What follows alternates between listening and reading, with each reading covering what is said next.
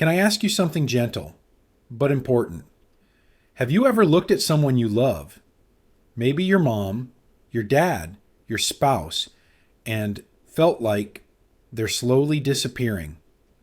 They don't talk as much, they don't smile the way they used to, they eat less, sleep more, and seem to live in a quiet place, inside their own mind.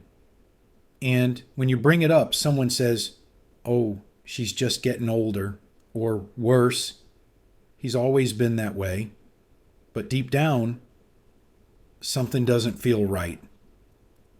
Let me tell you what I've seen over 30 years as a brain doctor.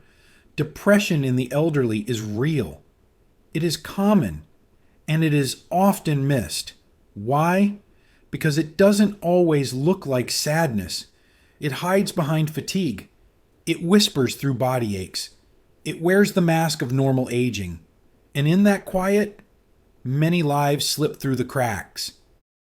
According to the National Institute on Aging, up to half of depression cases in people over 65 go undetected, leaving millions untreated, unheard, and at greater risk of memory loss, decline, and even suicide. This is not just about feelings, it's about survival and dignity. So today, I want to walk with you to help you understand what depression in older adults really looks like, why it's so often misread, and how you can take simple steps to help someone you love feel alive again. But first, have you ever wondered if someone in your family is depressed, but you weren't sure how to ask? Comment yes or not yet below. I read every response because your story matters. Let's begin. Number 1. Depression in the elderly doesn't always look like sadness. Let's talk about what depression really looks like in older adults. Because here's the truth. It rarely looks like it does in younger people. We're used to imagining depression as tears, hopelessness, or someone saying, "I'm sad." But in older adults, it wears a different face. In fact, many seniors with depression don't feel sad at all. Instead, they say things like, "I'm just tired. My body hurts. I don't want to bother anyone." And here's where the danger lies. We chalk it up to aging. We say, "He's just slowing down. She's just not hungry anymore." Or, "They're getting more forgetful. That's normal at this age." But when we look closer, these aren't just signs of aging. They're signs of emotional pain with a physical mask. Let's name a few of these overlooked symptoms. Eating less or skipping meals not from appetite, but from apathy. Sleeping much more or much less without feeling rested. Complaining of physical pain that doesn't match any diagnosis. Becoming quieter, disconnected. Losing interest in once loved hobbies, music, gardening, church, or family time. Saying things like, "I'm just a burden," or "Maybe I've lived long enough." Now here's what's even more complex. Some of these signs can also look like dementia. But while dementia progresses slowly, depression can come on quickly, sometimes within weeks. And it can be treated. That's why paying attention to changes in personality or energy is so important, not just for their happiness, but for their brain health, their longevity, and their quality of life. Have you ever dismissed a behavior as just aging, and now you're wondering if it was something deeper? Leave a comment, "I've seen this," or "Now I know." Let's bring awareness where silence used to live. In the next part, we'll talk about why depression in the elderly is so often missed, even by doctors, and how you can help bring it to light. Number 2, why depression in the elderly is so often missed and how you can help. Let's be honest. If depression is hard to spot in someone young, it can be even harder to recognize in someone over 65. And sadly, the medical system isn't always built to catch it either. In fact, Studies show that up to 50% of depression cases in older adults go undiagnosed. Why? Because depression in aging isn't loud. It doesn't always cry or scream. It withdraws. It fades. It looks like tiredness and or silence or just getting old. But here's what we have to understand. Depression is not a normal part of aging. It's not something we should accept quietly, and it's not something to wait out. So why is it missed? One, it overlaps with common aging changes. Many symptoms of depression, fatigue, poor sleep, weight loss, forgetfulness can look like part of the aging process. So we tell ourselves it's normal when it's not. Two, older adults may not say they're depressed. They may avoid emotional words. Instead of "I feel sad," they say "I'm tired." Instead of "I feel hopeless." They say "I don't want to be a burden." That makes it harder for others, including doctors, to pick up the real issue. 3. Medical appointments are too short and too focused on the physical. In a 15-minute clinic visit, it's easier to check blood pressure than ask about loneliness. And unless someone speaks up, mental health stays in the background. 4. There's still stigma around depression, especially for older generations. They were taught to keep it together, to be strong, quiet, and not complain. But suffering in silence doesn't make it less real. So what can you do? Pay attention to patterns, not just one bad day. Bring up changes you've noticed at home. Ask direct but gentle questions. You haven't wanted to go out lately. How are you feeling inside? Encourage them to talk to their doctor with you beside them if needed. And most of all, don't dismiss it as just age, because it might not be. Have you ever had a moment where you sensed something deeper was wrong, but weren't sure how to bring it up? Comment yes or "That's me" below. Your voice could help someone else find the words they need. In the next part, I'll show you the 5 subtle signs of elderly depression you should never ignore, and how spotting even one of them can change everything. Number 3, 5 subtle signs of depression in the elderly you should never ignore. Depression in older adults doesn't always announce itself. It doesn't always show up as tears or talk of sadness. Instead, it whispers, and if we don't learn to hear those whispers, we may miss the only warning signs we'll get. Here are 5 subtle signs of depression in the elderly that often go unnoticed but should never be ignored. 1. Change in appetite. Not just skipping meals occasionally, but a quiet, steady disinterest in food. They eat less, push away the plate. Not because they're full, but because food no longer brings joy. 2. Disrupted sleep patterns. Depression can affect the brain's sleep-wake cycle. Sleeping far more than usual, or waking up throughout the night, unable to rest, and still feeling tired during the day. 3. Slowed thinking or speech. When someone speaks less, responds slowly, or seems mentally heavy. It may not be memory loss, but emotional weight pressing down. This slowness is the mind pulling inward. 4. Loss of interest in daily pleasures. Not just big hobbies, but small daily rituals. They stop turning on the radio. They no longer water the plants. They skip the morning walk.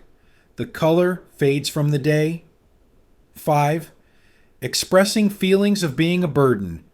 They may say, "You don't have to check on me. I've lived long enough." Or simply, "It would be easier for everyone if I wasn't here." These aren't throwaway phrases. They are quiet calls for help.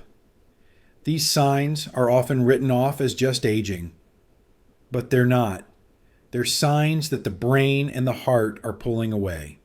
And the sooner we notice, the sooner we can offer connection, care, and healing. Have you seen any of these signs? Quietly in someone you know, comment yes or "I'm watching now." Let's learn to listen more closely. In the next part, we'll talk about how to talk to someone who may be depressed gently, respectfully, and with love. Number 4, how to talk to an elderly loved one who may be depressed. So you've noticed the signs, the silence, the withdrawn look, the way they've stopped doing the small things they used to love. Now comes the hard part. How do you bring it up without pushing them away? Talking to an older loved one about depression can feel uncomfortable. They may deny it. They may feel ashamed. They may have grown up in a time when mental health was never discussed. But silence doesn't protect them. Compassionate honesty does. Here's how to begin. 1. Start with concern, not correction. Don't say, "You seem depressed." Instead say, "I've noticed you've been quieter lately. I care about you. Can we talk about it?" This opens a door instead of building a wall. 2. Focus on changes, not labels. Avoid naming it depression right away. Use simple observations. "You haven't been eating as much. You used to love gardening, but haven't touched it in weeks." This helps them reflect without feeling judged. 3. Ask open, gentle questions. Try how have you been feeling inside these days? Is there anything on your mind you've been carrying alone? Let the pause be okay. They may need time to find words they haven't said aloud in years. 4. Don't argue. Validate. If they say, "I'm just old," or "it's nothing," don't push back. Say, "Even if it feels small, you don't have to carry it alone. I'm here." Validation builds safety, and safety opens trust. 5. Offer support, not solutions. Instead of, "You should go to therapy," try, "Would you like me to go with you to talk to the doctor? What would feel easiest for you to try?" First, involve them in the plan. Let them feel in control. Remember, this is not a one-time conversation. It's a process built on listening, patience, and presence. You may not fix it all in one talk, but even one gentle question can plant the seed of healing. Have you ever had to bring up mental health with a parent, grandparent, or spouse?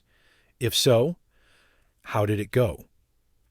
Leave a comment below or just type "listening," because your courage to speak may give someone else the words they need.